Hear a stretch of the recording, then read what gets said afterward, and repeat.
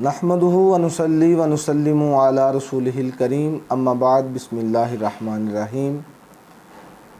यहाँ पर मैं आप दोस्तों के साथ नमाज के बाद किए जाने वाले अज़कार में से एक ज़िक्र का तज़करा करना चाहता हूँ।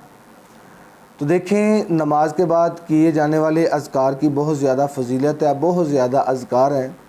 तो फ़र्ज़ नमाज के बाद आयतल कुर्सी की बहुत ज़्यादा फ़जीलत है।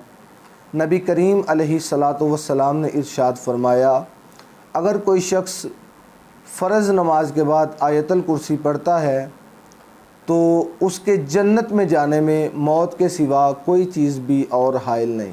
यानी कि उसकी इतनी फ़जीलत है आयतल कुर्सी की कि अगर कोई शख्स फ़र्ज़ नमाज के बाद आयतल कुर्सी पढ़ता है तो नबी पाक अलैहिस्सलातु वस्सलाम ने फरमाया वो शख्स सीधा जन्नत में दाखिल होगा।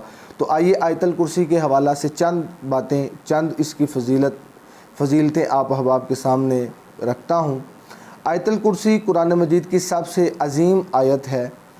मुस्लिम शरीफ ने इसको बयान किया।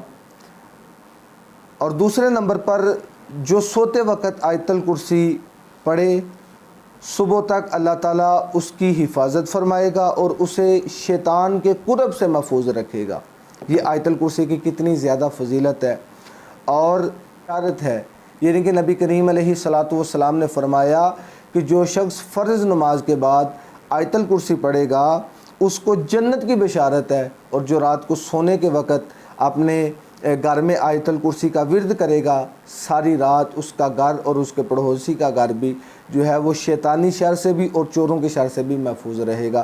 तो ये आयतल कुर्सी अपनी ज़िंदगी का मामूल बनाएं कि हर फ़र्ज़ नमाज के बाद आयतल कुर्सी का विर्द करें। दुआ है अल्लाह रब्बुल इज़्ज़त हमें नबी करीम अलैहिस्सलातु वस्सलाम के बताए हुए तरीक़ाकार के मुताबिक अपनी ज़िंदगियों को बसर करने की